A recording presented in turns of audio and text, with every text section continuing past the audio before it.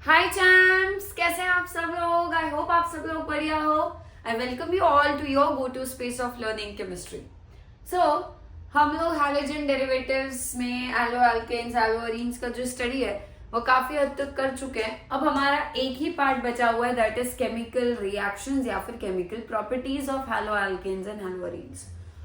मतलब हमें जो जितने भी हमने हैलोजन डेरिवेटिव्स के अभी तक लाइक नॉमेनक्लेचर पढ़ा, उनका क्लासिफिकेशन देखा, उनके फिजिकल प्रॉपर्टीज देख लिए, राइट, उनके मेथड्स ऑफ प्रेपरेशन हमने कवर किए। तो ये सब होने के बाद अब आखिरी क्या बचता है, कोई भी हैलोजन डेरिवेटिव आपके अगर सामने होगा, अल्काइल हैलाइड हो चाहे अरील हैलाइड हो, वो एक केमिकल रिएक्शन में किस तरह से रिएक्ट करेगा वो हमको समझना है आज के इस लेक्चर में।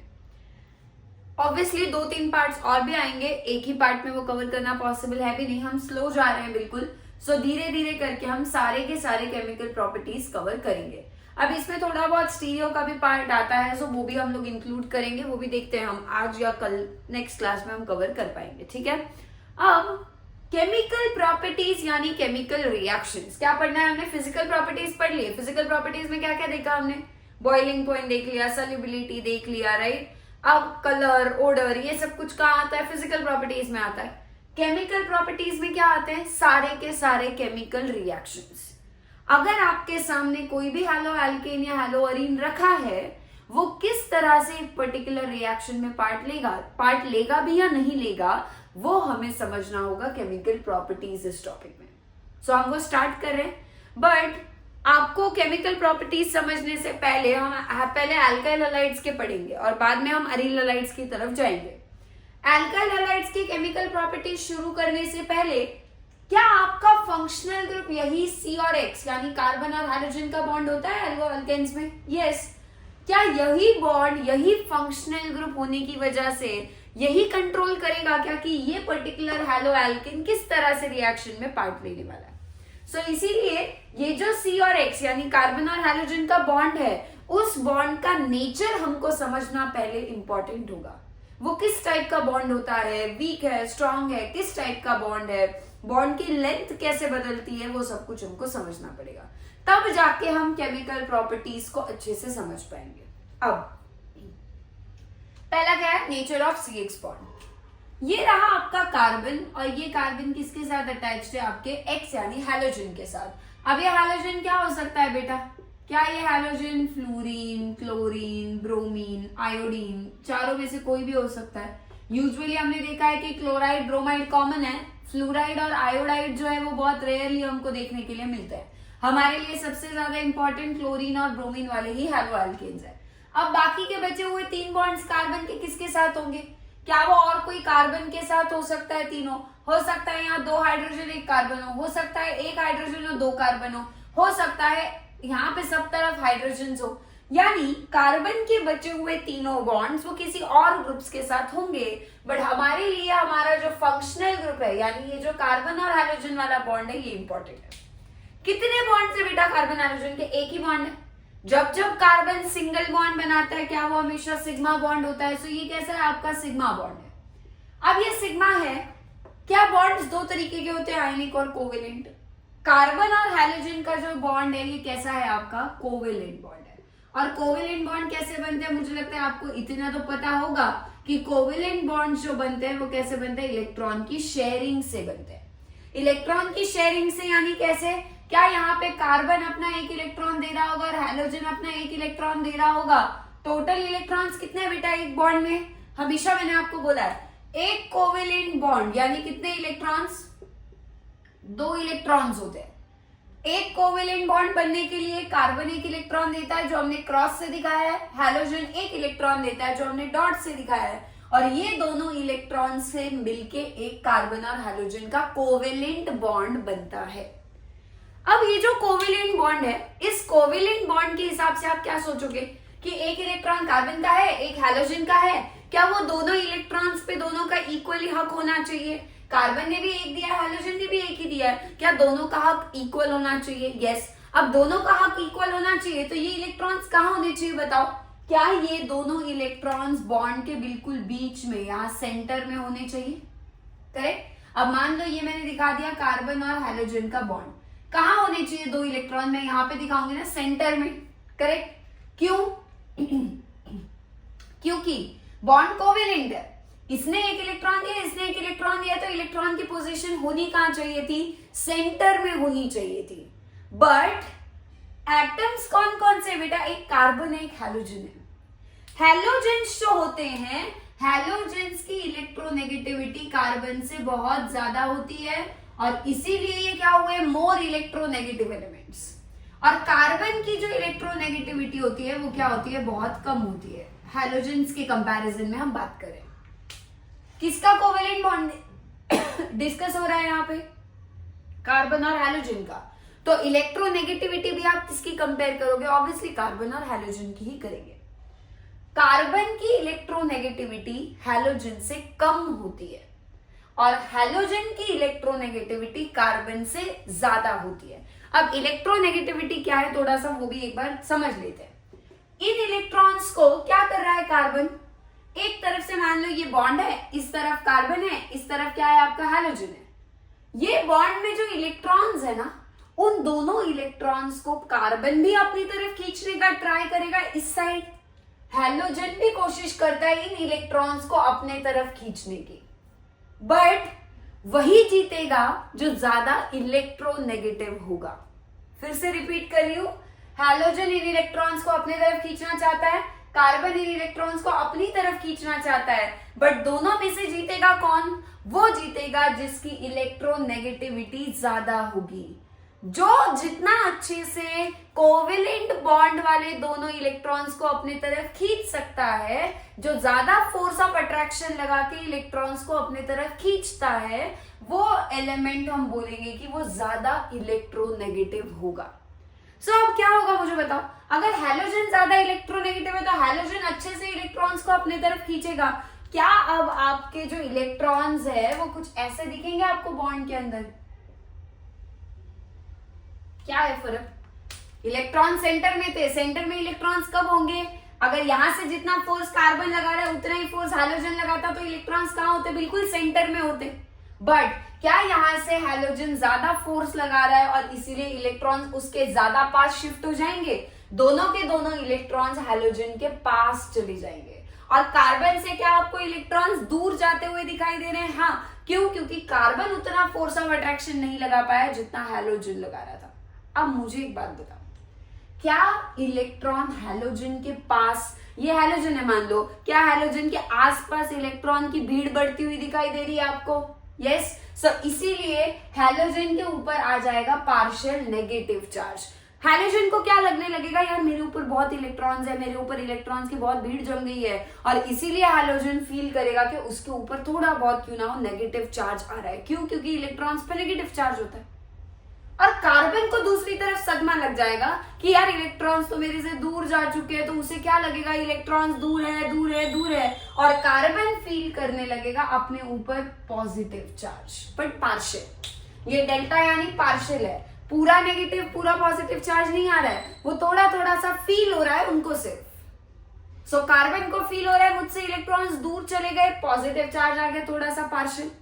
हैलोजन को फील हो रहा है यार इलेक्ट्रॉन मेरे पास आ गए, यानी उसके ऊपर भीड़ आ गई है, इलेक्ट्रॉन्स की क्राउडिंग हो चुकी है, उसके ऊपर आ जाएगा पार्शियल नेगेटिव चार्ज। अब बताओ, क्या कार्बन और हैलोजन के बॉन्ड के अंदर आपको दो पोल्स बने हुए दिखाई दे रहे हैं क्या? एक तरफ पॉजिटिव पोल कार्बन, दूसरी तरफ नेगेटिव पोल हैलोजन। और ऐसे कोवेलेंट बॉन्ड्स को हम बोलते हैं पोलर कोवेलेंट बॉन्ड या फिर पोलार कोवेलेंट बॉन्ड्स। सो पोलार कोवेलेंट बॉन्ड कब बनता है? जब एक कोवेलेंट बॉन्ड बनने के बाद दो पोल्स बनते हैं, एक पे पॉजिटिव पोल एक तरफ नेगेटिव पोल जब बनेगा तब वो बॉन्ड कैसा माना जाएगा? Polar covalent bond. क्लियर है? अगर मान लो ऐसी सिचुएशन होती तो क्या होता?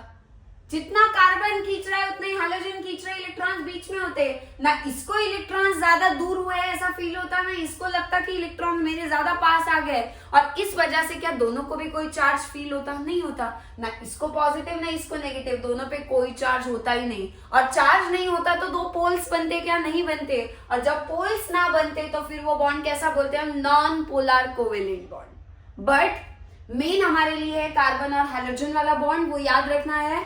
इलेक्ट्रोनेगेटिविटी अलग अलग होने की वजह से कार्बन पे पॉजिटिव चार्ज पार्शियल और हैलोजन पे पार्शियल नेगेटिव चार्ज क्रिएट होता है, और इस वजह से आपका ये बॉन्ड पोलर कोवेलेंट बॉन्ड होता है। सो क्या नेचर क्लियर है CH बॉन्ड का? आई होप ये क्लियर हो चुका होगा। कौन जीतेगा इलेक्ट्रॉन को ज्यादा अच्छे से, कौन खींचेगा? जिसकी इलेक्ट्रोनेगेटिविटी ज्यादा, और वो कौन होते हैं? हैलोजन होते हैं, ना कि कार्बन होता है। डन। अब इस पोल बनने की वजह से, ये दो पोल्स बनने की वजह से होगा क्या वो समझो। ये रहा मेरा कार्बन और हैलोजन का बॉन्ड। इस पे कार्बन पे कौन सा चार्ज है बेटा? Partial positive. हैलोजन पे क्या है? Partial negative. जिसके ऊपर पार्शियल पॉजिटिव चार्ज आ रहा है, पॉजिटिव चार्ज आ रहा है मतलब क्या? इसके ऊपर इलेक्ट्रॉन्स की कमी हो रही होगी। क्या इसके ऊपर इलेक्ट्रॉन्स कम हो रहे हैं ना, दूर जा रहे हैं ना, इलेक्ट्रॉन्स की कमी हो रही है। यानी ये कैसा होगा बेटा? क्या ये कार्बन आपका इलेक्ट्रॉन डेफिशिएंट सेंटर हो जाएगा? इलेक्ट्रॉन डेफिशिएंट यानी जिसके पास इलेक्ट्रॉन्स कम फील होंगे, जिसको इलेक्ट्रॉन डेफिशिएंसी हो जाएगी, इलेक्ट्रॉन्स की कमी फील होगी। किसे? कार्बन को। हैलोजन पे क्या आ रहा है? Partial negative charge. क्या ये अपने आप को बहुत ज्यादा इलेक्ट्रॉन रिच समझने लगेगा? बिल्कुल समझ रहा है ना कि मेरे पास इलेक्ट्रॉन आ रहे हैं, और वो इलेक्ट्रॉन रिच फील करने लगे। जब कोई खुद इलेक्ट्रॉन डेफिशिएंट होता है, इलेक्ट्रॉन डेफिशिएंट है, उसके ऊपर पार्शियल पॉजिटिव चार्ज है, तो एक बात बताओ, अगर कार्बन पे पार्शियल पॉजिटिव चार्ज होगा तो वो किसके पास जाएगा? क्या ये कार्बन पॉजिटिव की तरफ भागेगा या दूसरे नेगेटिव की तरफ भागेगा? ये बता दो। इसको इलेक्ट्रॉन्स की कमी फील हो रही है, पॉजिटिव चार्ज है, क्या ये दूसरे ऐसे के ऊपर पास जाने की कोशिश करेगा जिसके ऊपर नेगेटिव चार्ज होगा, क्योंकि खुद पे पॉजिटिव है? यानी क्या ये नेगेटिव चार्ज लविंग होगा? यस। सो इस बॉन्ड में जो कार्बन होगा ये आपका नेगेटिव चार्ज लविंग बन जाएगा, क्योंकि खुद पे पॉजिटिव चार्ज आ रहा है इसी वजह से। हैलोजन क्या होगा बताओ? क्या हैलोजन के पास नेगेटिव चार्ज खुद के ऊपर होने की वजह से क्या वो पॉजिटिव के पीछे भागेगा? हाँ। और जब वो पॉजिटिव के पीछे भागेगा तो क्या मैं इसे पॉजिटिव चार्ज लविंग बोल सकती हूँ? सो ये कैसा है आपका? पॉजिटिव चार्ज लविंग है, और ये कैसा है आपका? नेगेटिव चार्ज लविंग है। जो नेगेटिव चार्ज लविंग होता है, क्या नेगेटिवली चार्ज इलेक्ट्रॉन्स होते हैं? क्या ये खुद के पास इलेक्ट्रॉन की कमी है तो जाएगा भी इलेक्ट्रॉन के पास? क्या ये इलेक्ट्रॉन लविंग बोल सकते हैं इसे हम फिर? यस। सो कार्बन यहाँ पे कैसा होगा? इलेक्ट्रॉन लविंग होगा। इलेक्ट्रॉन जिसके पास होंगे उसके पीछे पीछे भागेगा कार्बन। और जो इलेक्ट्रॉन लविंग होता है, क्या इन्हीं को हम इलेक्ट्रोफाइल्स बुलाते हैं? सो कार्बन क्या है बेटा? इलेक्ट्रोफाइल की तरह काम करेगा, या फिर वो इलेक्ट्रोफिलिक सेंटर होगा। कार्बन को हम क्या बोल सकते हैं? इलेक्ट्रोफिलिक सेंटर बुला सकते हैं। हैलोजन क्या है? पॉजिटिव लविंग है। क्या न्यूक्लियस के ऊपर होता है पॉजिटिव चार्ज? क्योंकि न्यूक्लियस में कौन होते हैं? प्रोटॉन्स होते हैं जिन पे पॉजिटिव चार्ज, और न्यूट्रॉन जिन पे कोई चार्ज नहीं। क्या ओवरऑल जब एटम का न्यूक्लियस हम देखते हैं, क्या न्यूक्लियस पे पॉजिटिव चार्ज होता है? यस। और इसीलिए क्या ये आपका पॉजिटिव चार्ज लविंग, क्या मतलब इसी का ये न्यूक्लियस लविंग होगा। और जो न्यूक्लियस लविंग होते हैं क्या हम उन्हें न्यूक्लियोफाइल्स बुलाते हैं? और जो न्यूक्लियोफाइल की तरह यहाँ काम कर रहा है वो कौन है बेटा? हैलोजन है। और इसीलिए हैलोजन को क्या मैं इस बॉन्ड में न्यूक्लियोफिलिक सेंटर ऐसा बुला सकती हूँ। सो क्या कार्बन हैलोजन बॉन्ड के अंदर आपको एक तरफ पॉजिटिव वाला कार्बन नेगेटिव के पीछे, इलेक्ट्रॉन के पीछे भागता हुआ दिखेगा? क्या ये इलेक्ट्रॉन लविंग, इलेक्ट्रॉन लविंग मतलब ही इलेक्ट्रोफाइल की तरह काम करता हुआ दिखेगा? वही दूसरी तरफ हैलोजन बिल्कुल ऑपोजिट है, उस पे चार्ज है नेगेटिव, ये किसके पीछे दौड़ेगा? पॉजिटिव के पीछे दौड़ेगा। और अगर ये पॉजिटिव की तरफ अट्रैक्ट होगा तो पॉजिटिव के पास जो अट्रैक्ट होता है वो कौन सा होता है? न्यूक्लियोफाइल होता है। न्यूक्लियो का मतलब है पॉजिटिव, फाइल का मतलब है लविंग। जो न्यूक्लियस लविंग है वही न्यूक्लियोफिलिक होगा। सो क्या आपको कार्बन और हैलोजन के ये जितनी भी कंपाउंड्स होंगे, कितनी भी कंपाउंड्स हो, आगे चाहे 10 कार्बन लगे हो इस तरफ, 50 कार्बन लगे हो, 100 कार्बन लगे हो, हमें उनसे फर्क नहीं पड़ता। हमारा कार्बन हैलोजन का बॉन्ड जो है वही मेन फंक्शनल ग्रुप है और वही मेन रिएक्शन में पार्ट लेगा। अगर आपको इन दोनों का नेचर समझ आ गया ना, कौन इलेक्ट्रोफिलिक है, किस पे पॉजिटिव चार्ज है, कौन न्यूक्लियोफिलिक है, किस पे नेगेटिव चार्ज है, अगर आपको ये समझ में आ गया तो आप रिएक्शंस को प्रेडिक्ट करना भी सीख जाओगे। रिएक्शन कैसे होगी? अगर मैंने बाहर से कोई पॉजिटिव वाला, मान लो मैंने ना बाहर से डाल दिया A+, ये आपका हैलोजन डेरिवेटिव था, इसके अंदर कौन चला गया, ए प्लस चला गया। अब मुझे एक बात बताओ, ए प्लस किसके पास जाएगा? क्या ए प्लस कार्बन के पास जाएगा जिसपे पॉजिटिव चार्ज है, या हैलोजन के पास जाएगा? ऑब्वियसली बात है कि हैलोजन के पास जाएगा। वही अगर मैंने मान लो यहाँ पे डाल दिया बी माइनस, अब बी माइनस अगर हमने डाल दिया, बी के ऊपर नेगेटिव चार्ज है, ये बी माइनस हैलोजन के पास जाएगा जिसके ऊपर खुद भी नेगेटिव है, या पॉजिटिव कार्बन के पास? क्या ये बी माइनस आपका कार्बन के पास ही जाएगा?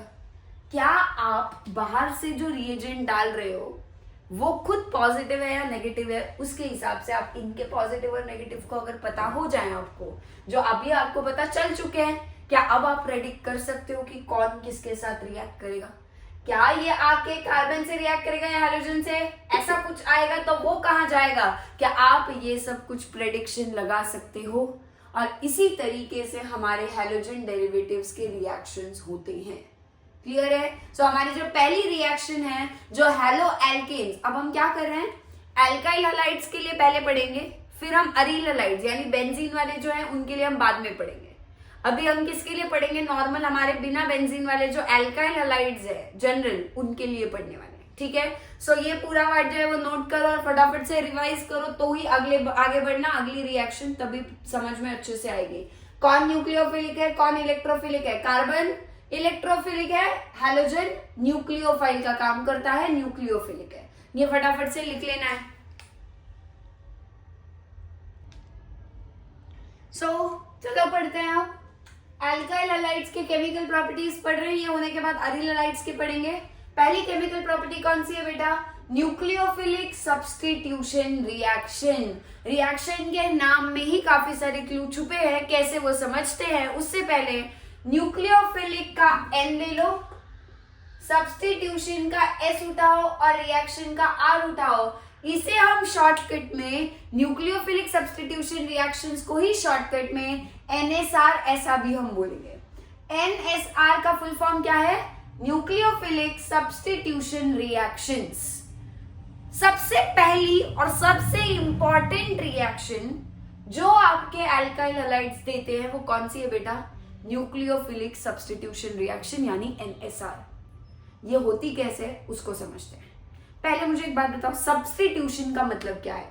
क्या हमारी इंडियन क्रिकेट टीम जब मान लो मैच खेलती है, राइट, सो उसमें मेन कुछ प्लेयर्स होते हैं जो खेलते हैं, क्या वहां पे कुछ सब्स्टिट्यूट प्लेयर्स भी होते हैं? वो सब्स्टिट्यूट प्लेयर्स का काम क्या है? मान लो कोई मेन प्लेयर अगर इंजर हो जाता है तो उसको जाके सब्स्टिट्यूट करना, बराबर है।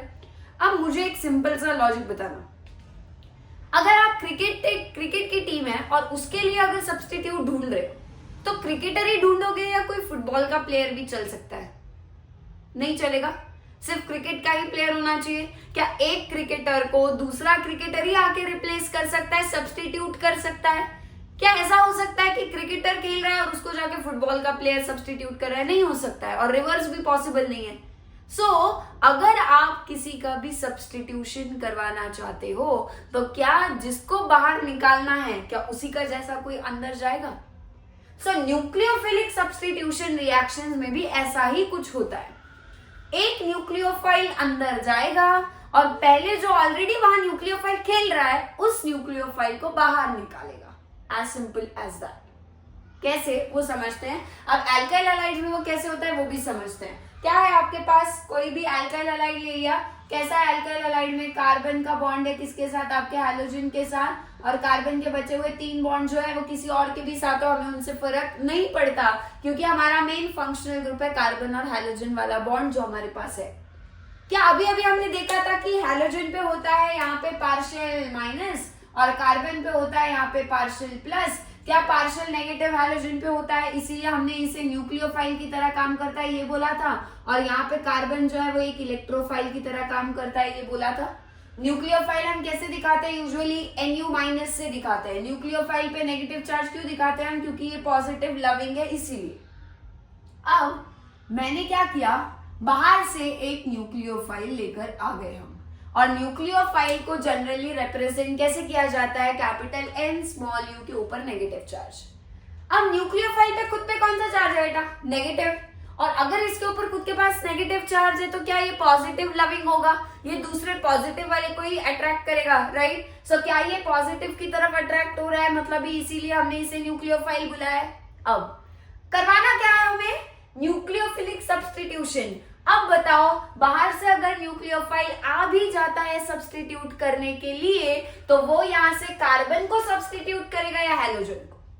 मैंने आपको ऑलरेडी एक कॉमन सा लॉजिक बता दिया है। न्यूक्लियोफाइल जाकर ऑलरेडी एक न्यूक्लियोफाइल जो है उसको सब्स्टिट्यूट करेगा, यानी हैलोजन को, या वो कार्बन को करेगा। अब कार्बन खुद कैसा है बेटा? इलेक्ट्रोफाइल की तरह काम कर रहा है, और हैलोजन किसकी तरह काम कर रहा है? या न्यूक्लियोफाइल की तरह काम कर रहा है। इस पे भी नेगेटिव चार्ज है, हैलोजन पे पूरा नेगेटिव नहीं है, पार्शियल नेगेटिव तो है, तो नेगेटिव वाला नेगेटिव को ही रिप्लेस करेगा। क्या न्यूक्लियोफाइल को ही सब्स्टिट्यूट कर पाएगा? क्या न्यूक्लियोफाइल कार्बन को यहां से सब्स्टिट्यूट कर सकता है? नहीं, क्योंकि कार्बन इलेक्ट्रोफिलिक खुद है, इसीलिए। सो क्या आपका ये न्यूक्लियोफाइल जाके ऑलरेडी जो न्यूक्लियोफाइल हैलोजन वहां लगा है, क्या उसको बाहर निकाल सकता है? बिल्कुल निकाल सकता है। और इसीलिए अब होगा क्या, देखो, ये न्यूक्लियोफाइल पे नेगेटिव चार्ज होगा, वो जाएगा किसके पास बताओ? क्या वो पॉजिटिव वाले कार्बन की तरफ ही जाने वाला है, क्योंकि नेगेटिव पॉजिटिव को अट्रैक्ट करता है। सो होगा क्या, कार्बन के ऊपर जो बाकी 3 ग्रुप्स है उनको छोड़ दो। ये कार्बन अब क्या करेगा? देखेगा कि यार न्यूक्लियोफाइल मेरे पास आ रहा है, न्यूक्लियोफाइल के पास इलेक्ट्रॉन बहुत हैं और कार्बन पे इलेक्ट्रॉन्स की कमी है क्योंकि पॉजिटिव चार्ज है। क्या कार्बन भी इसके साथ बॉन्ड बनाने के लिए अग्री कर जाएगा? बिल्कुल मान जाएगा। सो कार्बन का और न्यूक्लियोफाइल का बॉन्ड बन जाएगा। बट क्या कार्बन ऑलरेडी 4 बॉन्ड बना रहा है बेटा, उसमें से एक हैलोजन के साथ था। क्या ये न्यूक्लियोफाइल जब उसके साथ नया बॉन्ड बनाने जाएगा, क्या कार्बन को कोई एक पुराना बॉन्ड तोड़ना पड़ेगा अपना? हाँ, और वो जो पुराना बॉन्ड यहाँ टूटता है वो होता है कार्बन और हैलोजन वाला ही बॉन्ड। और यहाँ से आपका हैलोजन X नेगेटिव की तरह यहाँ से क्या होगा? देखो, अगर ये न्यूक्लियोफाइल कार्बन को इलेक्ट्रॉन्स दे रहा है, बराबर है, तो हैलोजन बोलेगा भाई अगर मुझे जाना ही है तो मैं अपने इलेक्ट्रॉन्स लेके जाऊंगा, मैं तेरे पास इलेक्ट्रॉन क्यों छोड़ू, तुझे तो इलेक्ट्रॉन न्यूक्लियोफाइल से मिल रहे हैं। और इसीलिए यहाँ जो बॉन्ड के इलेक्ट्रॉन्स होंगे ना, वो हैलोजन लेकर बाहर निकलेगा। और जब हैलोजन इलेक्ट्रॉन्स को लेकर निकलेगा, क्या इलेक्ट्रॉन्स उसके साथ आ रहे हैं, इसीलिए उसके ऊपर नेगेटिव चार्ज भी आएगा या नहीं आएगा? बिल्कुल आएगा। और इस तरीके से क्या आपको हैलोजन की जगह आने वाला न्यूक्लियोफाइल Nu लगा हुआ दिखाई दे रहा है? यस। क्या एक न्यूक्लियोफाइल को दूसरे न्यूक्लियोफाइल ने सब्स्टिट्यूट कर दिया? और इसी रिएक्शन को हम क्या बोलते हैं? Nucleophilic substitution reaction. अगर आपका कार्बन हैलोजन बॉन्ड में हैलोजन एक न्यूक्लियोफाइल का काम ना करता, क्या दूसरा न्यूक्लियोफाइल आके फिर किसको बाहर निकालता? बराबर है, ये हैलोजन न्यूक्लियोफाइल की तरह काम कर रहा है, इसीलिए दूसरा न्यूक्लियोफाइल आके उसको सब्स्टिट्यूट कर पा रहा है और उसे बाहर निकाल रहा है। बट अगर वो नहीं होता वैसा कुछ, तो क्या वहां पे सब्स्टिट्यूशन होता? नहीं। इसीलिए याद रखना है, एलो एल्केन्स या फिर आपके एल्काइल हैलाइड्स न्यूक्लियोफिलिक सब्स्टिट्यूशन दिखाते हैं। क्या होता है? जनरल आपको प्रोडक्ट लिखना बहुत आसान है। क्या करोगे प्रोडक्ट लिखने के लिए? हैलोजन को धक्का मार के निकालेंगे बाहर X माइनस की तरह, या Cl हुआ तो Cl माइनस निकलेगा, Br हुआ तो Br माइनस निकल जाएगा, I हुआ आयोडीन तो I माइनस निकल जाएगा, और बाहर से जो भी न्यूक्लियोफाइल आ रहा होगा नेगेटिव चार्ज वाला, वो यहाँ पे उसकी जगह ले लेगा। क्लियर है? अब ये न्यूक्लियोफाइल्स अलग अलग तरीके के होते हैं, वो कैसे होते हैं वो हम सब कुछ देखेंगे आगे। मैं आपको आसान तरीके से, बुक में एक टेबल भी है, वो टेबल कैसे याद करना है वो भी बताऊंगी। बट पहले एक एग्जाम्पल ले लेते हैं कैसे करवाना है, ठीक है? समझ लेते हैं। आप प्रोडक्ट खुद भी ट्राई करना, मैंने हिंट तो दे दिया है, प्रोडक्ट लिखना कैसे है, रिएक्शन करवानी कैसे है, बट उसका एक एग्जाम्पल आप खुद ट्राई करके देखो हो रहा है क्या। अगर लॉजिक समझ में आ गया होगा तो दिक्कत आनी नहीं चाहिए। अब यहाँ पे मान लो लगा है कोई भी हैलोजन X, साथ में इसमें हमने डाल दिया OH माइनस। अब OH नेगेटिव कैसे पता चला कि ये न्यूक्लियोफाइल है? क्या इसका नेगेटिव चार्ज हमको ये प्रूव कर रहा है कि हाँ ये न्यूक्लियोफाइल ही है, क्योंकि वो नेगेटिवली चार्ज है। न्यूक्लियोफाइल क्या होता है बेटा? न्यूक्लियोफाइल होता है न्यूक्लियस लविंग। न्यूक्लियस लविंग मतलब ये हमेशा क्या होगा, खुद पे इसके ऊपर इलेक्ट्रॉन्स के भर भर के भीड़ होनी चाहिए, इलेक्ट्रॉन रिच होना चाहिए, तभी इसके ऊपर या तो नेगेटिव चार्ज होना चाहिए, तब पहचान सकते हैं। करेक्ट। अब अमोनिया लिखा है मैंने। अब अमोनिया के ऊपर आप बोलोगे नेगेटिव चार्ज नहीं है, इसके ऊपर नेगेटिव चार्ज नहीं है, तो क्या ये न्यूक्लियोफाइल नहीं होगा? आप सोचोगे कि नेगेटिव चार्ज नहीं है तो नहीं होना चाहिए, ये भी एक न्यूक्लियोफाइल है, बट कैसे वो समझो। चार्ज है क्या? कोई नहीं, न्यूट्रल है। पर क्या अमोनिया में नाइट्रोजन होता है जिसके पास एक लोन पेयर होता है इलेक्ट्रॉन का? क्या ये इलेक्ट्रॉन का जो लोन पेयर यहाँ पे है, क्या इलेक्ट्रॉन्स की लोन पेयर की वजह से हम नाइट्रोजन को भी इलेक्ट्रॉन रिच मान सकते हैं? बिल्कुल। और नाइट्रोजन को भी इलेक्ट्रॉन रिच मान रहे हैं, मतलब क्या वो भी एक न्यूक्लियोफाइल की तरह काम नहीं कर सकता? बिल्कुल कर सकता है। सो न्यूक्लियोफाइल्स, दिमाग में ये कभी मत रखना कि उनपे सिर्फ नेगेटिव चार्ज होता है। आप न्यूक्लियोफाइल्स को सिंपल लैंग्वेज में इतना याद रखो, इलेक्ट्रॉन का बैंक। जिसके पास इलेक्ट्रॉन ज्यादा, जिसके पास इलेक्ट्रॉन का बैंक है ना, वो न्यूक्लियोफाइल है। क्या बोल रही हूँ? फिर से रिपीट करो, मन में रिपीट करना है। न्यूक्लियोफाइल्स क्या है? इलेक्ट्रॉन का चलता फिरता बैंक है। इनके पास क्या है? इलेक्ट्रॉन्स भर भर के पड़े हुए हैं। या तो नेगेटिव चार्ज होगा, मान लो जैसे यहाँ OH के ऊपर नेगेटिव चार्ज, क्या नेगेटिव चार्ज देखते ही आप बोल दोगे अरे इलेक्ट्रॉन्स का बैंक घूम रहा है, मतलब एक न्यूक्लियोफाइल घूम रहा है, बराबर है? तो ये तो एक न्यूक्लियोफाइल था ही। बट अमोनिया को क्या कहोगे आप? अरे इस पे नेगेटिव चार्ज नहीं है। नेगेटिव चार्ज नहीं है मतलब क्या इलेक्ट्रॉन का बैंक नहीं है? क्या है? क्या नाइट्रोजन पे हमेशा एक लोन पेयर होता है, और ये लोन पेयर मतलब ही इलेक्ट्रॉन्स उसके पास है। क्या ये इलेक्ट्रॉन्स वो इजीली आपके कार्बन को ऑफर कर सकता है? कर सकता है। तो नाइट्रोजन क्या करेगा?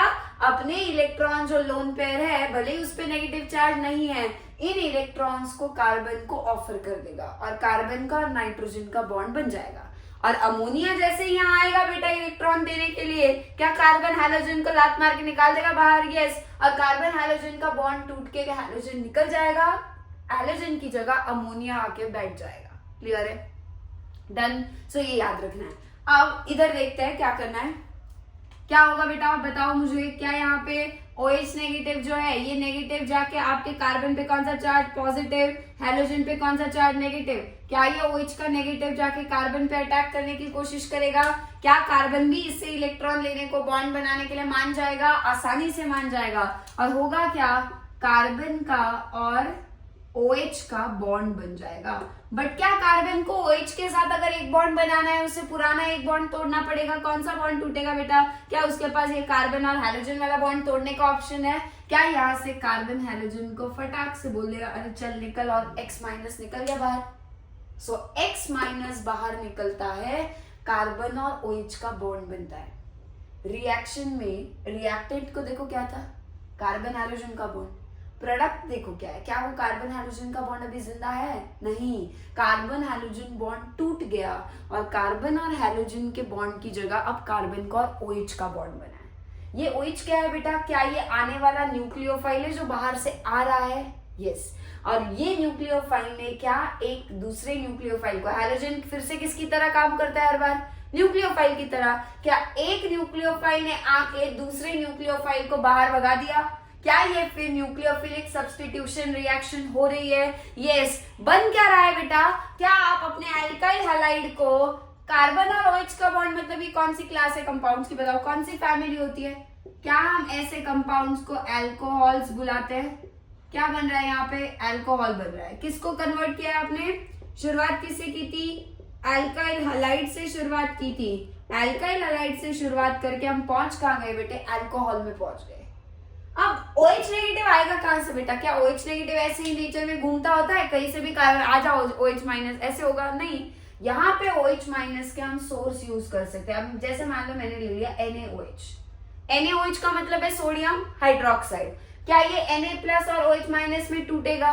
यस। वैसे ही KOH ले लो। क्या KOH भी आपका K प्लस और OH माइनस में टूट सकता है? क्या यहाँ पे जैसे हम ये अल्काइल हैलाइड लेंगे, NaOH डाल दिया या KOH अगर डाल दिया, क्या वहां से ये OH माइनस बन जाएंगे फटाफट? क्या ये जाके यहाँ पे अटैक करके X माइनस को बाहर निकाल देंगे? और इसी तरीके से हमारी अल्काइल हैलाइड्स को अल्कोहल में हम कन्वर्ट कर सकते हैं। फटाफट ये नोट करो, फिर आगे इसका एप्लीकेशन देखते हैं। डन। सो अब हमें क्या देखना है बेटा? इसी रिएक्शन का एप्लीकेशन है जो कि लैबोरेटरी टेस्ट है। अब ये लैबोरेटरी टेस्ट क्या है, लैब टेस्ट, वो समझते हैं। आपको कोई भी एक रैंडम ऐसे ही कंपाउंड लाकर दे दिया और आपको बोला कि ये कंपाउंड एक अल्काइल हैलाइड है या नहीं है, वो चेक करके बताना है। ठीक है, फिर से रिपीट कर रही हूं। क्या कहा जा रहा है? एक कंपाउंड आपको लाकर दे दिया टेस्ट ट्यूब के अंदर और बोला कि ये एक एल्काइल हैलाइड है या फिर नहीं है, वो देख के आपको बताना है। ठीक है, अब वो देखने के लिए क्या करना पड़ेगा? क्या आपको वहां पे कोई ना कोई टेस्ट करके कोई ना कोई रिएक्शन करवा के चेक करना पड़ेगा और वो कंफर्म होगा, बराबर है। सो हम जो रिएक्शन यहाँ करते हैं वो इसी का आगे का पार्ट है। क्या करेंगे समझो। जो भी आपका सब्सटेंस है ना बेटा, उस सब्सटेंस को उठाओ, उस सब्सटेंस में ऐड कर दो KOH या फिर उस सब्सटेंस को ऐड कर दो किसके अंदर, KOH या NaOH के अंदर। जैसे ही सब्सटेंस जो है वो KOH या NaOH के साथ जाएगा, अगर मान लो गलती से ये सब्सटेंस एल्काइल हैलाइड होगा तो क्या होगा? अगर ये एल्काइल हैलाइड होगा तो क्या इसकी रिएक्शन आपके KOH का OH- और NaOH का OH- उसके साथ होगी या नहीं होगी? क्या ऐसे ही होगी वो रिएक्शन? क्या बनेगा? ROH बन जाएगा। आपने एल्काइल हैलाइड जो है, अगर वो सब्सटेंस एल्काइल हैलाइड होगा RH, क्या इसकी रिएक्शन आपके NaOH और OH- जो आ रहे हैं KOH या NaOH से, क्या उन OH नेगेटिव के साथ मिलके RH की जगह ROH बन जाएगा? RH किस में बदल गया बेटा? ROH में बदल गया। प्लस क्या यहाँ पे X- बाहर निकल जाएगा? यस। क्या हैलाइड बाहर निकलेगा? हाँ, क्योंकि ये किस टाइप की रिएक्शन है बेटा? क्या यहाँ पे न्यूक्लियोफिलिक सब्स्टिट्यूशन रिएक्शन ही हो रही है? क्या अभी अभी हमने देखा ये रिएक्शन कैसे होगी? डन। तो क्या यहाँ तक क्लियर है कि आपकी कौन सी स्टेप है? Step number 1। पहली स्टेप में आप क्या कर रहे हो? जो भी आपका सब्सटेंस है उस सब्सटेंस को लेना है और उसको किसके साथ मिला देना है? या तो NaOH या तो KOH। दोनों का काम क्या है? OH- देंगे, OH- जाके X को निकाल के उसकी जगह ले लेंगे और क्या बन जाएगा? एक तो अल्कोहल बन जाएगा और साथ में आपका हैलाइड बन जाएगा। क्या OH- के आने से कार्बन और हाइड्रोजन का बॉन्ड टूटा और हैलाइड बाहर निकला? यस। अब क्या बन रहा है? यहाँ पे हैलाइड बन रहा है, बराबर है। अब हमारे लिए हैलाइड ही सबसे इंपॉर्टेंट है। अब हम स्टेप 2 करेंगे। स्टेप 1 हो चुकी है, अब हम उसी टेस्ट ट्यूब में क्या करेंगे? Step number 2। स्टेप 2 समझो क्या है? आपको ऐड करना है डाइल्यूट HNO3। अब डाइल्यूट HNO3 मतलब ये कौन सा एसिड है बेटा? क्या है? नाइट्रिक एसिड है। नाइट्रिक एसिड का फॉर्मूला क्या होता है? HNO3। इसका काम क्या है? यहाँ पे मीडियम को एसिडिक बनाना, ये आपका एसिड है, ठीक। बट मेन इसमें आपको साथ में ऐड करना है AgNO3। AgNO3 इसका नाम क्या है? Ag मतलब सिल्वर, NO3 का मतलब होता है नाइट्रेट। सो इस कंपाउंड का नाम क्या है? Silver nitrate. तो आप जो ये दूसरी स्टेप करने जा रहे हो, इसमें क्या ऐड करोगे? सिल्वर नाइट्रेट को ऐड करोगे। सिल्वर नाइट्रेट कैसे टूटता है बेटा? क्या सिल्वर एक मेटल है? यस। और जब भी मेटल होगा तो मेटल अपने ऊपर ले लेगा पॉजिटिव, तो सिल्वर अपने ऊपर क्या ले लेगा? प्लस। और ये जो पूरा NO3 है इसको अपने ऊपर क्या लेना पड़ेगा? माइनस। सो जैसे ही हम यहाँ पे सिल्वर नाइट्रेट, आपके टेस्ट ट्यूब में क्या बना है बेटा? क्या ये अल्कोहल और हैलाइड ऑलरेडी पहली स्टेप में बन चुका है। अब इस पहली स्टेप के होने के बाद उसी टेस्ट ट्यूब में हम क्या मिला रहे हैं? HNO3 नाइट्रिक एसिड, वो तो क्लियर है। साथ में आप मिला रहे हो सिल्वर नाइट्रेट AgNO3। अब मजा आएगा, अब रिएक्शन होगी। अब रिएक्शन क्या होगी समझो। क्या आप यहां से जैसे ही सिल्वर नाइट्रेट मिलाओगे, हैलाइड आपके टेस्ट ट्यूब में ऑलरेडी घूम रहा होगा ना? अगर होगा तो क्या वो हैलाइड वहां पे घूम रहा होगा? उस हैलाइड के ऊपर कौन सा चार्ज है बेटा? नेगेटिव। क्या आपके सिल्वर नाइट्रेट मिलाते यहां से Ag+ आएगा या नहीं आएगा? आ जाएगा। ये सिल्वर का पॉजिटिव आयन आपके हैलाइड X- के साथ मिलके बना लेगा AgX। सिल्वर और साथ में हैलाइड क्या बन रहा है? यहाँ पे सिल्वर हैलाइड बन रहा है। अब ये जो सिल्वर हैलाइड होता है ना बेटा, ये सिल्वर हैलाइड होता है सॉलिड। इसका प्रेसिपिटेट आपको देखने मिलेगा टेस्ट ट्यूब में। जैसे ही आपका सिल्वर हैलाइड बनता जाएगा, जैसे जैसे सिल्वर आएगा, अगर मान लो हैलाइड हुआ, स्टार्टिंग में जो सब्सटेंस आपने लिया उसमें हैलाइड हुआ, क्या वो हैलाइड यहाँ पे निकल जाएगा और वो हैलाइड जैसे आप सिल्वर नाइट्रेट मिलाओगे, क्या सिल्वर के साथ मिलके सिल्वर हैलाइड बना लेगा? अब वो जो सिल्वर हैलाइड होता है, चाहे वो सिल्वर क्लोराइड लो, ब्रोमाइड लो, आयोडाइड लो, सारा का सारा सॉलिड होता है। अब वो सॉलिड है तो क्या होगा? उसका प्रेसिपिटेट मिलने लगेगा हमें। प्रेसिपिटेट मिलेगा तो जैसे जैसे अगर मान लो प्रेसिपिटेट आया प्रेसिपिटेट आया तो इससे क्या कंफर्म हो रहा है? क्या यही कंफर्म हो रहा है कि सिल्वर हलाइड बन रहा है रिएक्शन में? प्रेसिपिटेट नहीं आया मतलब सिल्वर हलाइड नहीं बना। क्यों नहीं बना होगा सिल्वर हलाइड? सिल्वर तो हमने डाला है ना, EgNO3 हमने खुद ऐड किया है, सिल्वर ऐड किया है, पर उसको जो हलाइड चाहिए साथ में वो हलाइड नहीं बना है। और हलाइड क्यों नहीं बना होगा? क्योंकि आपके सब्सटेंस में ही हलाइड नहीं था इसलिए, बराबर है। बट अगर जो सब्सटेंस आपको मैंने दिया था चेक करने के लिए कि अल्काइल हलाइड है या फिर नहीं है, अगर वह अल्काइल हलाइड होगा तो क्या उसका हलाइड निकलेगा? हलाइड निकल के सिल्वर आते ही सिल्वर हलाइड बनेगा या नहीं बनेगा? क्या इसी से हम कंफर्म कर सकते हैं कि वो सब्सटेंस एक अल्काइल हलाइड है या फिर नहीं है? क्लियर है? और इस तरीके से अल्काइल हलाइड्स की कॉन्फर्मेटरी टेस्ट लैब में की जाती है। ये लैब का टेस्ट है। कितने स्टेप्स में कर रहे हैं बेटा? 2 स्टेप्स, पहली स्टेप और ये दूसरी स्टेप। और दूसरी स्टेप में क्या बनेगा? प्रेसिपिटेट, पीपीटी मिलता है किसका? सिल्वर हलाइड का। अब मुझे एक बात बताओ, अब क्या हम ये भी बता सकते हैं कि हलाइड कौन सा है वहां पे? बिल्कुल बता सकते हैं। मान लो अगर ये आपका H जो है वो Cl हुआ, कहा लिखे? चलो उस तरफ लिख देती हूं। जो आपका अल्काइल हलाइड है ना, मान लो उसमें हाइड्रोजन जो है वो Cl लगा हुआ है। अगर यहाँ Cl लगा होगा, क्या यहाँ से Cl माइनस निकलेगा? और Cl माइनस Ag+ के साथ मिलके Ag+ और Cl माइनस मिलके AgCl बना लेंगे। यस। तो जब आपका अल्काइल क्लोराइड होगा, क्लोराइड यानी Cl, क्या आपका सिल्वर क्लोराइड मिलेगा at the and AgCl? But मान लो यहाँ ब्रोमीन होगा, अल्काइल ब्रोमाइड दिया है मैंने आपको गलती से, क्या वो ब्रोमाइड ही निकलेगा Br- और वो Br- Ag+ के साथ मिलके क्या बना लेगा?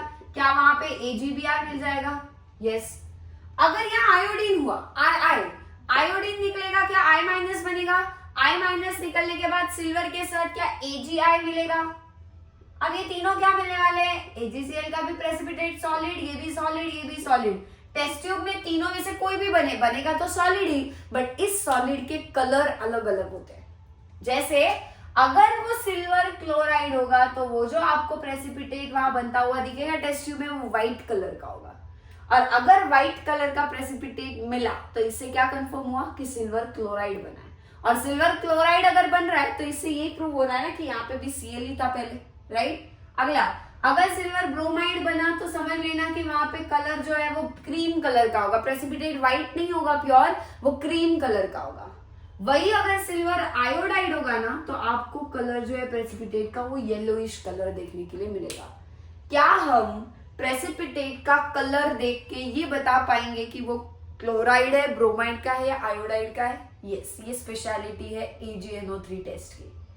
हम लैब में कभी कभी मान लो अगर आपको लैब में हैलोजन कौन सा है ये भी डिटेक्ट करने के लिए आता है गलती से, हैलाइड कौन सा है, Cl-, Br- या I-, आपको अगर वो फाइंड करना होगा तो आप वहां पे AgNO3 डाल सकते हो। AgNO3 के साथ ये 3 बन जाएंगे।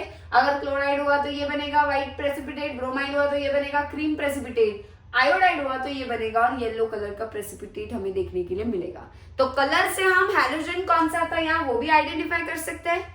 प्रेसिपिटेट बन रहा होगा, अगर आपको सिर्फ इतना पता करना है हैलोजन था या नहीं, अल्काइल हलाइड था या नहीं, सिर्फ इतना पता करना होगा तो बस प्रेसिपिटेट बनने से ही वो प्रूव हो जाता है। आगे कलर वलर की देखने की जरूरत नहीं है। सो फटाफट ये इतना नोट कर लो, फिर आगे बढ़ते हैं हम। सो आओ कंटिन्यू करते हैं हम NaSR, ठीक है। अब इसमें क्या पढ़ना है हमें, देखो जैसे हमने NaOH यूज किया, करेक्ट, OH- बन गया वहां से। OH- ने जाके क्या किया, X को देखो यहाँ से न्यूक्लियोफाइल OH- आएगा, OH- आके कार्बन के साथ बॉन्ड बना के यहाँ लग जाएगा और X- जो है वो बाहर निकलेगा। क्या सारे usually NaSR nucleophilic substitution reaction में आप यही करने वाले हो? क्या करोगे, जो भी न्यूक्लियोफाइल बाहर से आ रहा है उसको पहचानेंगे, जो न्यूक्लियोफाइल आएगा वो आके कार्बन के साथ बॉन्ड बना लेगा हैलोजन की जगह और हैलोजन बाहर निकल के चला जाएगा X- की तरह। सो अब हमें क्या करना है, देखो 1 2 3 4, ये 4 है और भी है, वो हम आगे पढ़ते हैं। पहले इन चारों के साथ देखते हैं रिएक्शन कैसे होगी। सब तरफ क्या लिया है, अल्काइल हलाइड RH लिया है। इन RH की रिएक्शन पहले NaOH के साथ करवाओ, एक्वियस यानी पानी में उसको डिसॉल्व करके लेंगे। NaOH ले लो या KOH ले लो, क्या मिलने वाला है? क्या ऑलरेडी हमने देख चुके हैं, वैसे भी क्या मिलेगा यहाँ से आपको OH माइनस।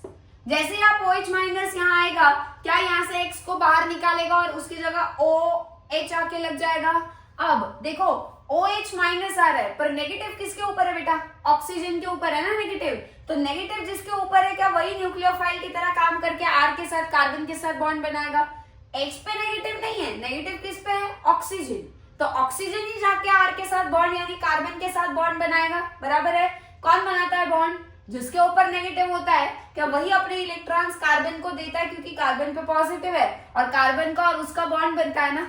अब OH पे नेगेटिव है, आज तो पूरा OH रहा है, बट उस OH पे नेगेटिव जो होता है वो नेगेटिव होता किसके ऊपर है बेटा? ऑक्सीजन पे होता है, ना कि H पे। और इसीलिए नेगेटिव जिस पे है वही जाके R के साथ जुड़ जाएगा। तो R के साथ जुड़ता है O और O के साथ वैसे ही पूछ बन के कौन आया है? H, वो भी आके लग तो जाएगा, पर बॉन्ड किसका बना है बेटा? R और O का बॉन्ड बना है। प्लस क्या आपका X माइनस निकल जाएगा। अब ये जो X माइनस है, क्या यहाँ मीडियम में Na प्लस घूम रहे होंगे फ्री? OH माइनस तो जाके काम कर दिया अपना, क्या Na प्लस या फिर यहाँ से K प्लस घूम रहे होंगे? वही Na प्लस और K प्लस जो है X के साथ क्या बना सकते हैं? NaX बन सकता है। K प्लस हुआ तो यहाँ पे KX बन सकता है, जो भी हो इससे फर्क नहीं पड़ता। प्रोडक्ट क्या बना है? ROH, यानी क्या यहाँ पे अल्कोहल बन रहा है।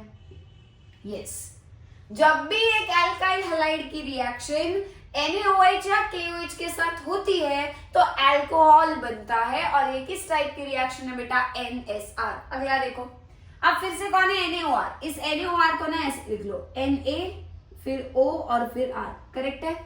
अब फिर से सोडियम क्या है बेटा? क्या सोडियम एक मेटल है, और मेटल का और ऑक्सीजन का बॉन्ड टूटेगा, क्या ये बॉन्ड टूटने के बाद सोडियम मेटल होने की वजह से अपने ऊपर पॉजिटिव चार्ज ले लेगा?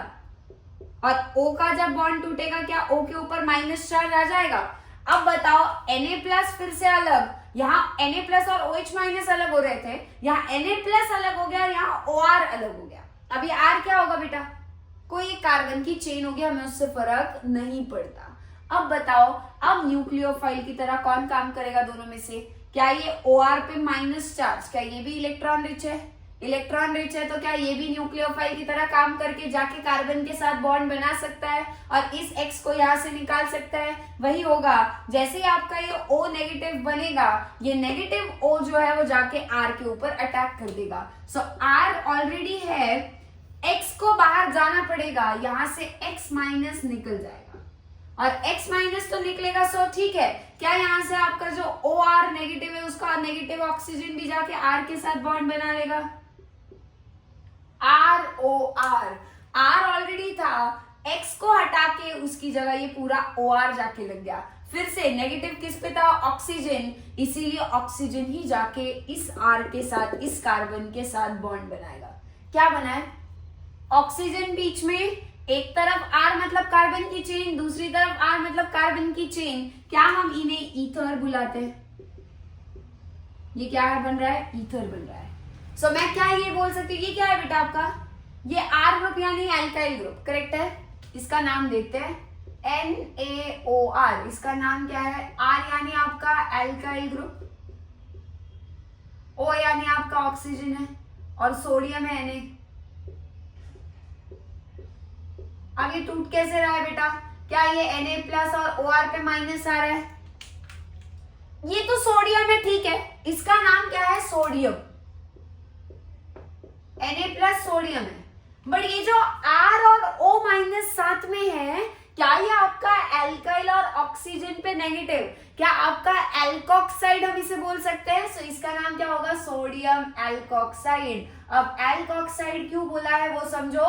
एल्क मतलब एल्काइल ग्रुप का, ये R के लिए यूज हो रहा है, और O पे नेगेटिव है इसीलिए उसके लिए ऑक्साइड पार्ट यूज हुआ है। सो ये पूरा RO माइनस, ये पूरा क्या है आपका? एल्काइल ग्रुप के साथ जब ऑक्सीजन जुड़ा है नेगेटिव के साथ, तो इस पार्ट को हम बोलेंगे एल्कोक्साइड, और इस एल्कोक्साइड के साथ और कौन है बेटा? यहाँ पे सोडियम, इसीलिए इस NaOR का पूरा नाम क्या है? Sodium alkoxide.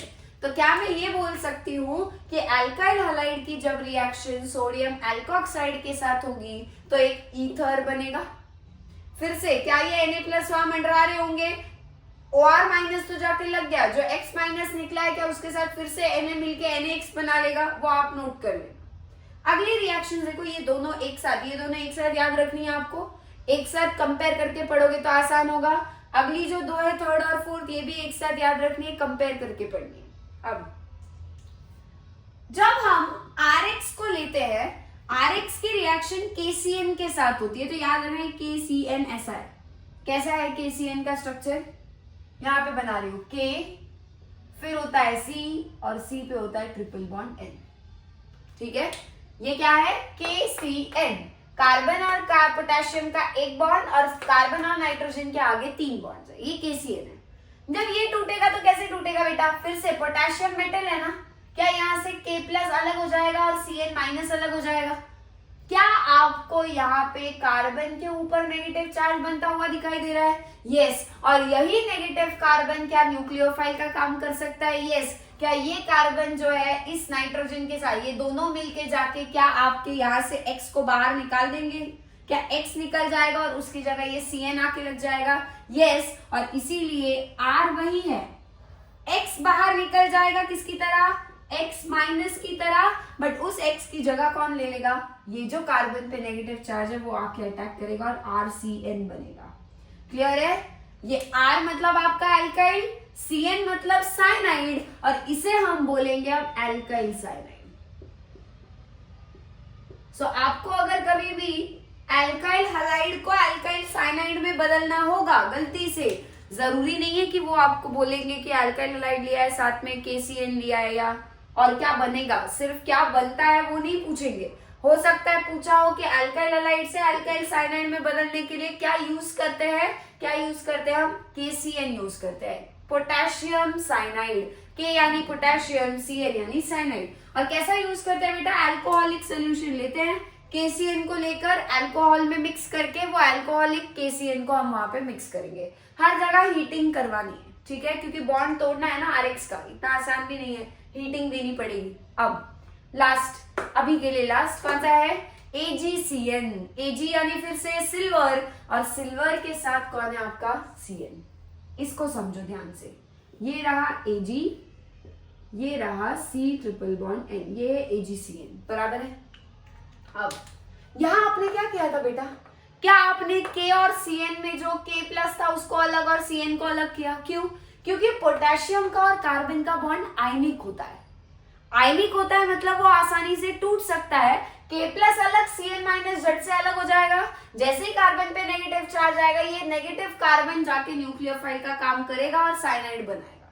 बट AgCN में जो सिल्वर और कार्बन का बॉन्ड है ना, वो उतना आसान नहीं है टूटना। सिल्वर और कार्बन का बॉन्ड जो होता है, ये जो सिल्वर और कार्बन का बॉन्ड होता है, ये कोवेलेंट होता है। बट पोटेशियम और कार्बन का जो बॉन्ड था, ये कैसा था बेटा? आयनिक था। आयनिक था तो हमने क्या किया? जट से K का आयन बना दिया पॉजिटिव और कार्बन का नेगेटिव। आयनिक बॉन्ड होने की वजह से यहाँ से K प्लस अलग और Cn माइनस बहुत जल्दी से अलग हो रहे थे, ये आयनिक बॉन्ड था।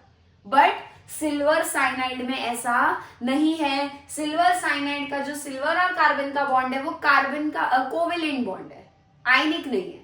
तो ये इतनी जल्दी टूट के Ag प्लस अलग और Cn माइनस अलग, और फिर से वही Cn माइनस जाके अटैक कर रहा है, ऐसा नहीं होगा। तो अब बोलो, अगर ये सिल्वर और कार्बन का बॉन्ड आसानी से टूटेगा ही नहीं, तो क्या वहां पे कार्बन पे नेगेटिव चार्ज आएगा? क्या नहीं आएगा। और कार्बन पे नेगेटिव नहीं आएगा तो जाके कार्बन अटैक कर पाएगा क्या R पे? नहीं। तो बोलोगे मैम फिर न्यूक्लियोफाइल क्यों लिया है, इसे NSR में लिया ही क्यों? क्योंकि भले ही सिल्वर और कार्बन का बॉन्ड नहीं टूट रहा हो, कार्बन पे नेगेटिव नहीं आ रहा है, ठीक है, बट क्या अभी यहाँ पे नाइट्रोजन जिंदा है और नाइट्रोजन पे अभी लोन पेयर है? क्या नाइट्रोजन, अब नाइट्रोजन की लोन पेयर की वजह से क्या नाइट्रोजन अब इलेक्ट्रॉन रिच हो जाएगा? यस। और जैसे ही नाइट्रोजन इलेक्ट्रॉन रिच होगा, क्या अब नाइट्रोजन जाके आपके Rx के R के ऊपर अटैक कर सकता है? बिल्कुल कर सकता है। मतलब जो पहले काम कार्बन कर रहा था, वो क्यों कर पा रहा था? क्योंकि उस पर नेगेटिव चार्ज आ रहा था। और वो नेगेटिव आ क्यों रहा था? क्योंकि K प्लस वहां से बहुत जल्दी आसानी से अलग हो रहा था। बट AgCN के केस में ऐसा नहीं होगा। Ag और C का बॉन्ड अगर टूटता, वैसे जैसे K का टूट रहा है, तो यहाँ पे भी Ag प्लस और C माइनस बन जाता, फिर से C माइनस जाके अटैक कर सकता था R पे, बट इतने आसानी से वो नहीं होगा, ये बॉन्ड वैसा ही रहेगा, वो टूटेगा नहीं, अभी नहीं टूटेगा। तो नाइट्रोजन को अपना काम करना पड़ेगा। अब नाइट्रोजन को मजबूर होके वो देखेगा यार कार्बन पे तो नेगेटिव आ नहीं रहा है, पर RX तो मुझे दिख रहा है। यहाँ क्या हो रहा था, यहाँ भी नाइट्रोजन में लोन पेयर थे, बराबर है, पर कार्बन पे क्या था, नेगेटिव। कार्बन जैसे ही नेगेटिव बना, मौके का फायदा उठाते ही जाके RX पे रिएक्ट कर जाता था। नाइट्रोजन को उतना वक्त ही नहीं मिलता तो सोचने का यार मैं अपने लोन पेयर दे दूं क्या, यहाँ वैसा था। बट अब क्या हो रहा है, अब कार्बन पे नेगेटिव नहीं आ रहा है, नाइट्रोजन आराम से रिलैक्स करके जाएगा अपने लोन पेयर, जाके R के ऊपर अटैक करेगा, रिएक्शन करवाएगा। अब बताओ, अब इलेक्ट्रॉन रिच कौन है, कार्बन या नाइट्रोजन? नाइट्रोजन है। क्या अब न्यूक्लियोफाइल का काम कार्बन करेगा या नाइट्रोजन? नाइट्रोजन करेगा। तो क्या नाइट्रोजन ही जाके आपके R के साथ बॉन्ड बनाने की कोशिश करेगा? क्या न्यूक्लियोफाइल का काम अब ये N करने वाला है? क्या न्यूक्लियोफाइल यानी N आपका जो है N और उसके ऊपर C, क्या N अपने नाइट्रोजन के लोन पेयर्स देके कार्बन पे अटैक करेगा? क्या यहाँ से हैलोजन बाहर निकलेगा? बिल्कुल निकलेगा। अब बताओ, R जो है X वाला, ये RX बॉन्ड टूटेगा, R अलग हो जाएगा, X पे माइनस आ जाएगा, वो अलग हो जाएगा, बट अब R के साथ C बॉन्ड बनाएगा जाके, या N, और नाइट्रोजन यहाँ पे आके जुड़ जाएगा, NC बन जाएगा। दोनों में फर्क क्या है बेटा? क्या यहाँ पे कार्बन R के साथ जुड़ा था, क्योंकि न्यूक्लियोफाइल का काम कार्बन ने किया था, और कार्बन को न्यूक्लियोफाइल की तरह काम करने के लिए क्या K+ को अलग होना पड़ा था, वो हो गया था। बट Ag+ नहीं होगा अलग, Ag+ ढीठ है समझो, Ag+ नहीं निकलता, वो बोलता है चल मैं तेरे साथ ही हूँ हमेशा, और कार्बन पे नेगेटिव ही नहीं आएगा तो कार्बन अब न्यूक्लियोफाइल की तरह काम नहीं करेगा। तो उसी मौके का फायदा कौन उठाएगा? नाइट्रोजन। नाइट्रोजन अपने लोन पेयर्स दिखा के कार्बन को लालच देगा, यानी R के साथ नाइट्रोजन बॉन्ड बना लेगा। फिर कार्बन क्या बोलेगा सिल्वर को, यार भाई अब तो चला जा, अब तो नाइट्रोजन ने कर लिया, मैं नहीं गया कहीं पर भी, मैंने नहीं दिया धोखा, नाइट्रोजन ने दिया। फिर सिल्वर फिर निकल जाएगा, और सिल्वर जब बाहर निकलेगा Ag+ की तरह, क्या वो X- के साथ मिलके यहाँ Agx बन जाएगा। फिर से X- निकला यहाँ से, और Ag+ यहाँ से निकलेगा, और वो आके लग जाएगा। अब बोले मैम आपने तो बोला Ag+ नहीं निकलेगा, बेटा कब निकलेगा वो? जब नाइट्रोजन जाके अपना काम कर बैठेगा ना, फिर सिल्वर के पास ऑप्शन नहीं बचेगा, पहले वो कभी नहीं निकलेगा, बाद में निकलेगा, और Ag+ Agx बना लेगा। आई होप ये चारों के चारों एग्जाम्पल्स, चारों NSR के एग्जाम्पल्स क्लियर हो गए। फटाफट नोट करो। मेन आपको थर्ड और फोर्थ का जो डिफरेंस है ना बेटा, वो समझना बहुत इंपॉर्टेंट रहेगा। कब आपका एल्काइल साइनाइड बनता है? जब आप KCN लेते हो, पोटेशियम साइनाइड। बट जब आप सिल्वर साइनाइड लेते हो तो आपको याद रखना है RCN नहीं, अब RNC बनेगा। फर्क है, इसमें R के साथ कार्बन जुड़ा है इसीलिए अल्काइल साइनाइड बोलेंगे, इसमें R के साथ कार्बन नहीं, कार्बन पीछे है, नाइट्रोजन जुड़ रहा है आके, और इसे हम बोलेंगे अल्काइल आइसोसाइनाइड।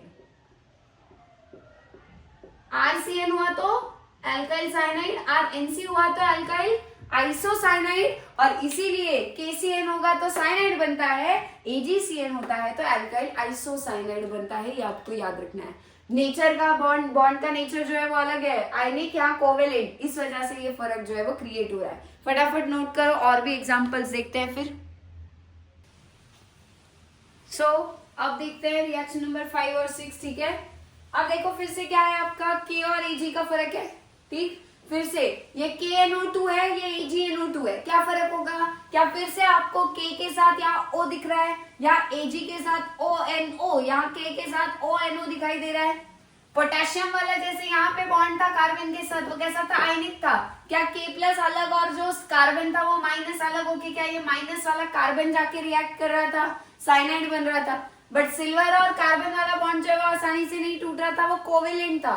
क्या वो कोवेलेंट होने की वजह से यहाँ से ये नहीं टूटेगा और फिर नाइट्रोजन जाके अटैक करता था, यही हो रहा था। अब यहाँ देखते हैं क्या होगा।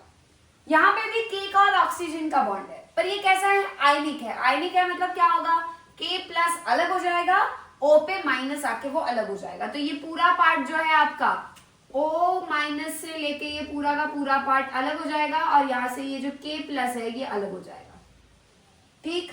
पर AgNO2 में, AgNO2 एक N और 2 ऑक्सीजन है इसलिए AgNO2, इसमें ऐसा नहीं होता है। इसमें Ag और O का बॉन्ड टूटेगा ही नहीं, Ag प्लस O माइनस आएगा ही नहीं। तो बताओ क्या ये O पे नेगेटिव नहीं आएगा तो क्या फिर से ये नाइट्रोजन जाके अपने मौके का फायदा उठाएगा, फिर से नाइट्रोजन जाके R के साथ बॉन्ड बना लेगा क्या? बिल्कुल। पर यहाँ पे बॉन्ड कौन बनाएगा आप बता दो। क्या यहाँ पे K प्लस अलग होने के बाद O पे नेगेटिव आ रहा है और O पे नेगेटिव आ रहा है तो ऑफकोर्स ही बात है क्या यही जाके R के साथ बॉन्ड बनाएगा, उस पर अटैक करेगा और X को यहाँ से बाहर निकलना पड़ेगा। बट यहाँ नाइट्रोजन पे लोन पेयर था, अभी भी नाइट्रोजन पे लोन पेयर है, पर नाइट्रोजन को उतना वक्त ही नहीं मिलेगा सोचने का। ऑक्सीजन पे जैसे ही नेगेटिव आएगा फटाक से वो जाके अटैक कर भी देगा और नाइट्रोजन के पास फिर रुकना ही पड़ेगा, उसको कोई ऑप्शन नहीं होगा। बट यहाँ कैसा है, ये सिल्वर और O वाला बॉन्ड नहीं टूटता। अगर यही आसानी से नहीं टूटेगा तो क्या नाइट्रोजन मौके का फायदा उठा के जाके अटैक कर देगा और जैसे ही नाइट्रोजन आएगा लोन पेयर को लेके R के पास, क्या R धक्का मार के फिर से हाइड्रोजन X को यहाँ से X माइनस की तरह निकाल देगा। अब बनेगा क्या देखना, R है वहां पे।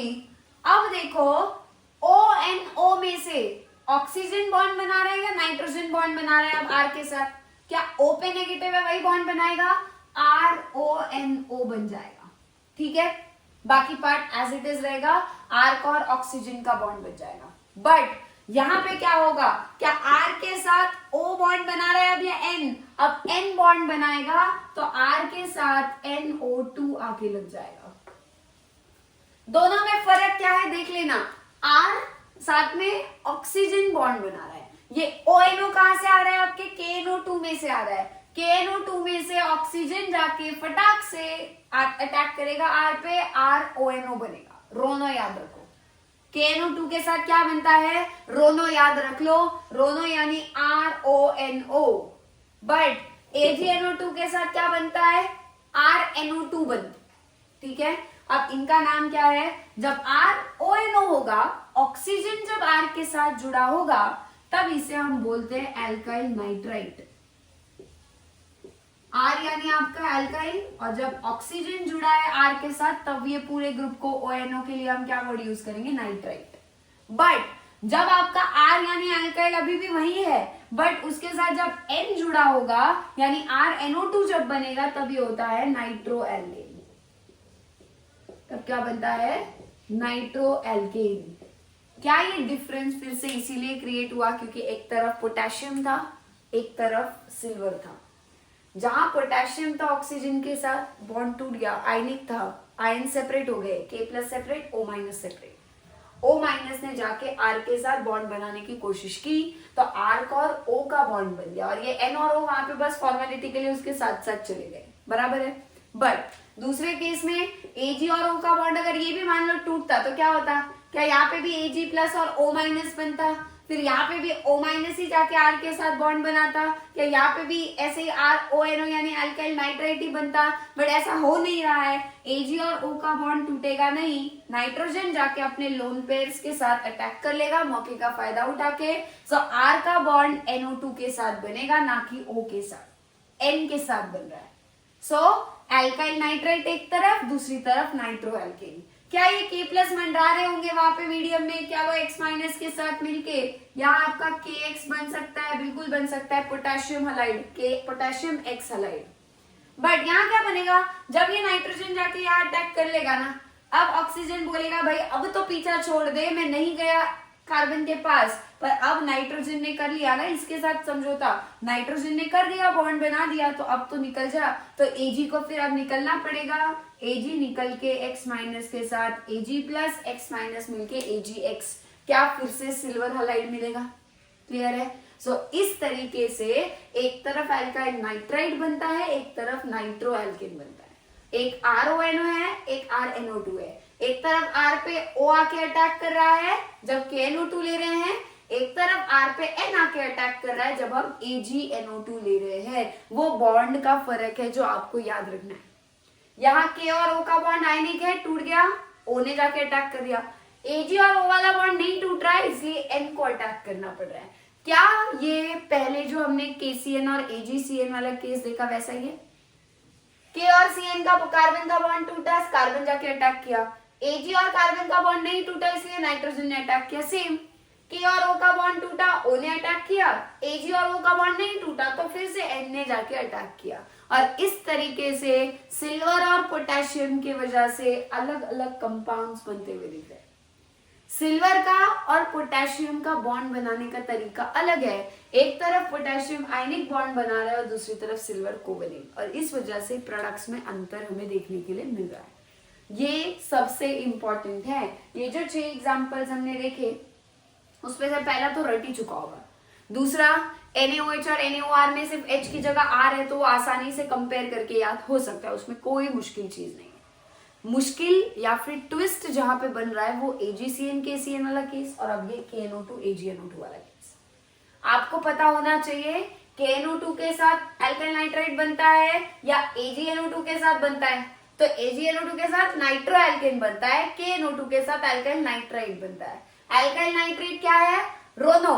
पर एल्काइल नाइट्रो एल्केन क्या है? RNO2। नाइट्रोजन R के साथ होगा तो नाइट्रो एल्केन, ऑक्सीजन R के साथ होगा तो एल्काइल नाइट्राइट हम उसे कहेंगे। कौन क्या देता है वो आपको ये पेयर याद रखना है। वैसे ही वहां पे भी एल्काइल साइनाइड कब? जब KCN है। एल्काइल आइसोसाइनाइड कब? जब AgCN है। RCN होने का होगा RCN तो एल्काइल साइनाइड, RNC होगा तो एल्काइल आइसोसाइनाइड। R के साथ कौन अटैच हो रहा है ना, उसके ऊपर फोकस करना है। कौन से रिएजेंट से क्या बनता है वो याद रखना है। ये पूरे के पूरे 6 रिएक्शंस एकदम रटे हुए होने चाहिए। नींद में से भी उठाना तब भी बताना आना चाहिए। ये 6 रिएक्शंस, ये टेबल जो है ये पूरा का पूरा इंपॉर्टेंट रहेगा। अब बचता है देखो न्यूक्लियोफिलिक सब्स्टिट्यूशन, हमने कितने आसानी से बोल दिया ना। न्यूक्लियोफाइल आएगा, R के साथ बॉन्ड बनाएगा, R अपना X के साथ का जो बॉन्ड है उसको तोड़ के बाहर फेंक देगा, X माइनस बाहर निकल जाएगा। यही कहा हमने, ये NSR है। बट NSR का मैकेनिज्म जो है वो 2 तरीके का होता है। कुछ अल्काइल हैलाइड्स है जो एक तरीके से रिएक्ट करते हैं, कुछ है जो दूसरे तरीके से रिएक्ट करते हैं। ऐसे 2 तरीके से NSR होती है। वो 2 मैकेनिज्म्स कौन से हैं, कैसे होते हैं, वो हमको आगे पढ़ना है, जो हम नेक्स्ट पार्ट में कवर करेंगे। सो नेक्स्ट पार्ट जो है वो हमारा NSR के मैकेनिज्म्स पे फोकस्ड होगा। एक तो हम SN1 पढ़ेंगे और दूसरा हम SN2 मैकेनिज्म। इनका फर्क क्या है, कैसे कैसे होता है, उसमें थोड़ा काइनेटिक्स भी होगा, थोड़ा बहुत वो भी समझेंगे। सो आई होप अभी तक जितना हमने पढ़ा है वो आपको क्लियर होगा। नेक्स्ट लेक्चर देखने से पहले ये वाला पार्ट जो है वो अच्छे से क्लियर करके आना, तभी आपको नेक्स्ट इसमें आसानी होगी। सो आज के लिए हम यहीं पे ही रुकते हैं। मिलेंगे जल्दी नेक्स्ट वीडियो में नेक्स्ट पार्ट के साथ। तब तक के लिए सबको हैप्पी लर्निंग।